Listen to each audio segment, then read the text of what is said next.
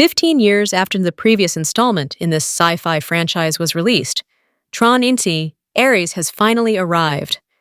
The film picks up several years after Tron, Legacy's conclusion, with a whole new roster of characters, including a skilled computer program named Ares, who's looking for the secret to existing permanently in the real world. While Tron, Ares is very much its own narrative, there are still many connections to the larger Tron franchise that place it firmly within the existing timeline. However, unlike many legacy sequels from recent years, these connections often feel quite tenuous and unnecessary.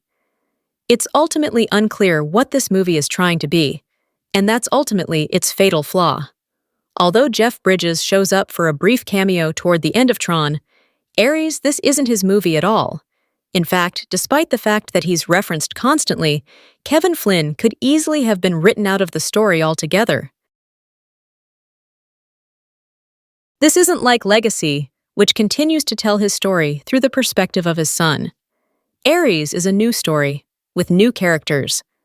Flynn's company has been taken over by Eve Kim, and she's the one responsible for discovering the permanence code and using it to bring down Julian Dillinger and his corrupt enterprise.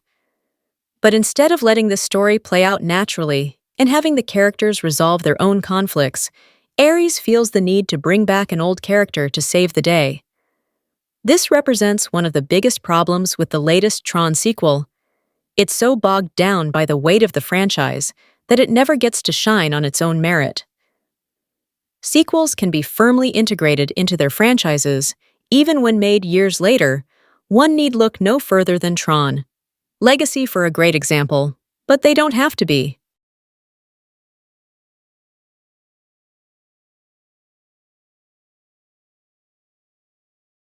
So much of Ares feels like the film wants to separate itself and forge an identity of its own, but its reliance on the previous movies reduces that impact. Ultimately, in trying to do both, it does neither. The most likely explanation for this narrative dissonance is that the filmmakers felt forced, whether through pressure from the studio or fans, to bring the Tron universe back to life at all costs. This clearly meant sacrificing much of the current story to set the stage for the future. And yet, even Tron, Ares' sequel teases don't feel substantial.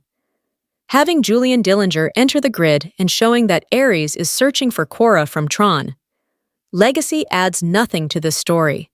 It's just another example of this otherwise fascinating screenplay having to bend to the demands of the franchise.